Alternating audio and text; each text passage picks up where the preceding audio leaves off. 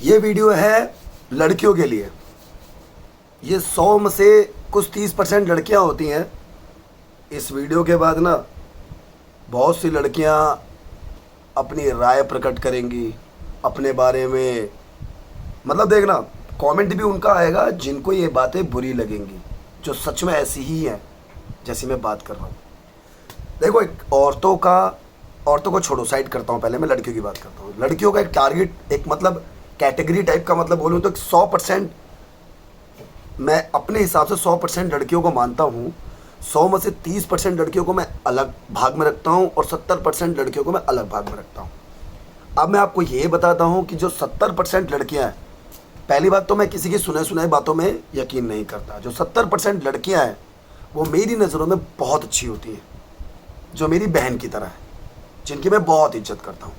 पर जो 30% लड़कियाँ हैं जो किसी की भी ज़िंदगी ख़राब करने में टाइम नहीं लगाती हैं, ये 30% लड़कियाँ जो बिल्कुल भी लॉयल नहीं होती, ये 30% लड़कियाँ वो होती हैं जो आपकी कुछ चीज़ें देखकर आपकी लाइफ में आती हैं। ये 30% लड़कियों में ये भी आती हैं जो किसी से प्यार करती हैं, उसको इम्पोर्टेंस कम देकर पर जितने इनके फ्रेंड इनकी लाइफ में हैं उनको इम्पोर्टेंस बहुत देती हैं।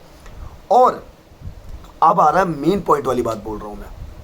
अगर जो 30% लड़कियों में बात कर रहा हूँ, कुछ लड़कियाँ ऐसी होती हैं, अगर किसी रिलेशनशिप में हैं, समझ जाना आप, अगर किसी रिलेशनशिप में है और उनका अचानक उनके रवैये के चक्कर में उनको जो बॉयफ्रेंड मिलता है वो बार बार कहता है कि तू अपनी फ्रेंड के साथ मत रह। जो लड़के फ्रेंड होते हैं, 30% लड़कियों में बात करो, जो लड़के फ्रेंड होते हैं ना, वो लड़का मना करता है कि मुझे पसंद नहीं है कि तू किसी लड़कों के साथ रह। ये इनके होते हैं जो क्लोज फ्रेंड। देखो, जो आपका एक, मैं डीपली एक बात बताता हूँ कि रिलेशनशिप में आप आते हो ना, तो जो इंसान फॉर्मेलिटी करता है उससे अपने रिलेशनशिप से कोई फ़र्क नहीं पड़ता। बट रिलेशनशिप में आने का मतलब है एक दूसरे के लिए उतना ही भरोसेमंद बन के रहो कि वो आप पर उतना ही यकीन करे जितना आप उस पर करना चाहते हो, या जितना आप उस पर करते हो उतना वो आप पे करे। पर जिस रिलेशनशिप में ज़्यादा एक इंसान ज़्यादा ओवर पॉजिटिव और ओवर जाके मतलब चीज़ों को समझता है और ज़्यादा प्यार करता है, वो इंसान कभी नहीं चाहेगा कि आपका कोई फ़ायदा उठाए। पर इन 30% लड़कियों में क्या होता है कि अपने फ्रेंड्स सर्कल में रहने के लिए अपने फ्रेंड्स को छोड़ना नहीं चाहती हैं ये, पर अपने बॉयफ्रेंड को छोड़ देंगी। और ऐसी लड़कियों को ना ऐसी लड़कियों को लड़के भी ईमानदार मिलते हैं, खेलने वाले नहीं मिलते। और इन लड़कियों की वजह से बाकी की जो 70% लड़कियां हैं ना, उनकी इज्जत पे उंगली उठाई जाती है। इस बात को समझना, क्योंकि इन्हीं की वजह से आज के डेट में लड़कियों को बहुत गलत नज़रों से देखा जाता है। इंस्टाग्राम पर देख लो, आपका फेसबुक पर देख लो, वायरल होने के लिए कपड़े तक उतार रही हैं यार, इन्हें शर्म तक नहीं आ रही है। पर जो लड़की लॉयल होगी, अब इनकी एक बात बताता हूँ, 70% और 30% में फ़र्क बता रहा हूँ।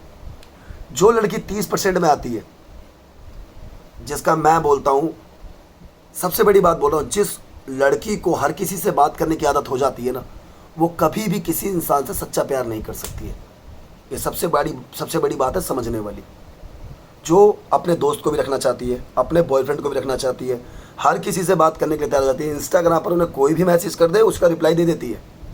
100 में से 30% लड़कियाँ।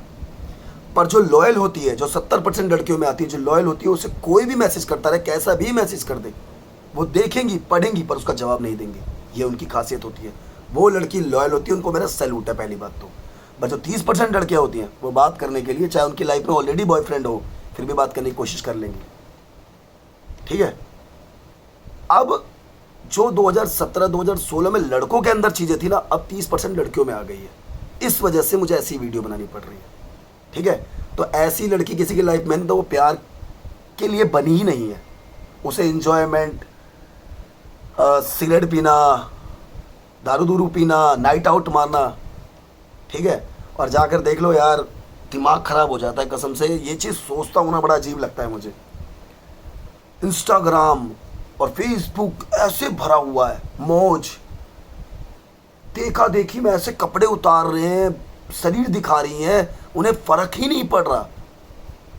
और माँ बाप भी बड़े अजीब है यार, उनको इतना छूट देते कि लो बेटा बनाओ।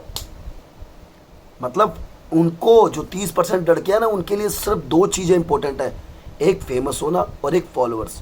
और मैं एक बात बता रहा हूँ, जिन फॉलोअर्स के लिए तुम इतना कर रही हो ना, वो ठरकी हैं, ठीक है। पर ये बात तुम्हें भी अच्छे से पता है, उनको एंटरटेन कर रही हो ना।